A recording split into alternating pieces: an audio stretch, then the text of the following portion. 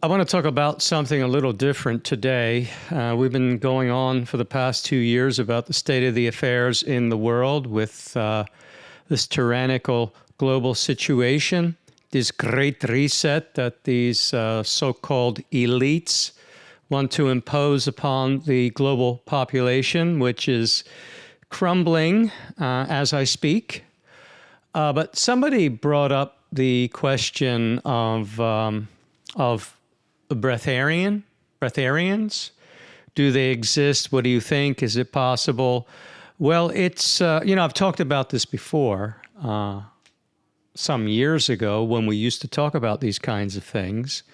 My attention has been captured on the global situation at the moment.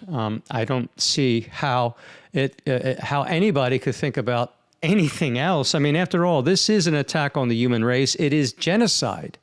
Genocide. Especially with this now, do you know? We've gone past we haven't gone past the remdesivir stage and the ventilator stage. We're still in that. They are getting people with that as well to drive the numbers up, to foster the fear. I remember back in the beginning, about almost 2 years ago now, somebody came to me and said, "Mark, is there really not a pathogen? Is there really not a pathogen?" That wasn't the word she used. That's the word that I used to avoid the AI censorship. She said, a friend of mine, he just died in the hospital and his wife is in critical condition. And I'm like, And there was some months after that I realized that they were murdering people with ventilators. 9 out of 10 people died on ventilators.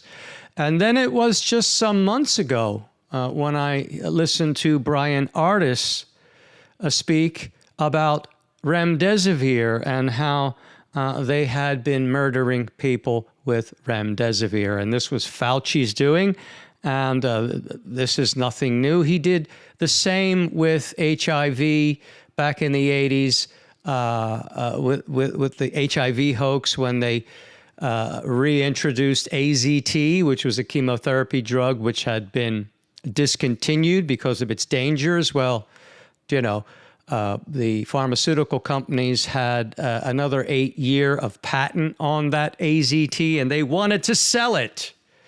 And sell it they did, a la Anthony Fauci. Fauci murdered at least 300,000 people with AZT, and of course it was blamed on AIDS, which really doesn't exist, not as an HIV-caused or a pathogen-caused condition. These are all conditions of extreme toxicity. The question of breatharianism always pops up from time to time. Do they exist? Yes, they do. Are people walking around in normal physical bodies? Are they breatharian? Well, I'm always skeptical of the claims. And there are people making claims even now. There's one particular person, I won't mention any names. I'm always skeptical. Are they on a minimalist kind of diet, a fasting kind of diet where they eat occasionally? The body does adapt, and there is metabolic adaptation. I think Harley is he's kind of run with that whole thing where his advice is to eat as much as you possibly can or something like that. I don't agree, because I think it just causes the body to do more work. I don't think that, well, I know the goal is not to raise the metabolism. The goal is to slow the metabolism, unless you just like to eat. And in that case, sure, you want to speed up your metabolism, but why would you drive a car which is not efficient and gets 5 miles to a gallon, where you could drive a much more efficient car which gets 35 miles to a gallon? And it's the same thing with the human body. Well, it is the same thing. You're just going to burn through your life force quicker, and the body's going to have to do more work to digest all that food just because you're vain and you like to eat. So, if you listen to Lauren Lockman about this matter, he's got the right idea as far as I'm concerned. And he's boiled this whole thing down to an exact science with his fasting program. And if you haven't listened to Lauren, I do recommend Lauren's videos. I know some people can't stand Lauren, it's just unbelievable. But then you find out that they really are hateful people. It's not just Lauren that they hate, there's a lot of people that they hate. And so you find these people out and they make themselves known. None of us are perfect and we can find fault with anything or anybody. But what is the point of that? Let's take what we can. Let's look at the qualities of each other and learn what we can from each other, from those recognized qualities. I think that's the right approach to take. So, there are these people making claims that they're breatharian, but they may just be people who have adapted to a extremely low-calorie diet, and I believe that is possible through metabolic adaptation. When I was eating once a day, I did lose about 10 pounds that I wanted to lose. But once I hit that certain plateau, that was it, because my metabolism adjusted to the low-calorie diet, and I felt amazing. Why did I feel amazing? Well, I was giving my body 20 to 24 hours a day to eliminate. When you're constantly eating, the body really doesn't get time to eliminate. Every time you eat when you're hungry, it's like, okay, my stomach's empty now, I'll eat. Actually, an empty stomach is not an indication of hunger, but, if the stomach is empty, you can eat without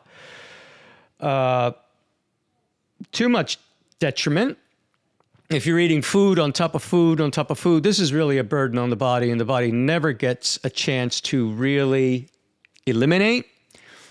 But when you give yourself 20, 21, 22, 23, 24 hours a day, and the stomach is empty for, maybe 16 hours, even 18 hours, that empty stomach, now your body is in the process of elimination. So not only are you eliminating more regularly and efficiently, but you also are not expending all that energy on digestion. And I just felt incredible. In fact, I was straining at the bit and having to pull back on the horses, so to speak, at that time. And I did get a little bit quick-tempered at times just because I had so much energy. I did flip out a couple times on people, which, the more energy you have, the more control you need. And that's just how it is. You won't get energy unless you can control it. So that was the situation, and I don't know about these so-called breatharians. Maybe. But is a breatharian possible? Yes. Does it exist? Most definitely it does. Especially when we get into the realms of ascension or ascended masters, which do exist. There is a spiritual hierarchy on this planet, and it is comprised of ascended or resurrected masters, if you prefer. Jesus was not the only master to resurrect, not by a long way. There were people long before Jesus ever came to this planet who had their own resurrection, their own ascension. Once one achieves that state, and it's a state of immortality, once one achieves that state, then eating, I would say at that point, is absolutely no longer necessary. Here we have an example of such a master. He was seen in France quite a bit. In fact, he crops up through French history for a period of, at least 200 or 300 years. And he was an ascended master. Most of the ascended masters work behind the scenes, but Count Saint Germain, for whatever reason, he worked in and among people, and he worked on the royal courts as an advisor. And he was just an amazing man, and never appeared to be over 40. And when people describe him, here's an instance of Count Saint-Germain. According to Voltaire and Francis Bacon was the one who wrote the Shakespeare stories, by the way. Francis Bacon was an absolutely brilliant man. According to Voltaire and Francis Bacon, there appeared in court in the reign of Henry IV and Louis VIII a knight with every appearance of physical and mental perfection, who looked like a man of 40. His name was the Count of Saint Germain, and he remembered all the events of history covering a period of 150 years before. Of him, Bacon wrote, whenever he was invited out to suppers and dinners, he touched nothing, this is interesting, he touched nothing but fruits, and only a very little of them, and he sometimes fasted completely for several weeks. I think he probably often fasted completely because he didn't need to eat. It's interesting, his choice of food. He touched nothing but fruits. Gives you an indication that these masters are aware of the natural diet of humans. Not that any of them don't eat other things, but in Europe, that's what he ate. I'm sure he would never touch meat, and none of them would touch meat. Some of the ascended masters I've heard about in India would take milk because it's a part of the culture. I've heard of the Lord Babaji partaking of rice boiled in milk, but they would never, not ever, eat meat. And of course, in those days, the milk wouldn't be gotten by torturing an animal throughout its entire life. You'd go out into the yard and you'd milk Bessie. And, you know, maybe she didn't find it to be the most pleasant thing. She'd rather have a calf, but, you know, it wasn't the kind of out-and-out torture that dairy cows suffer in these days. So there you have it, friends. We do have breatharians. Are they walking around in normal physical bodies? Are they on Facebook?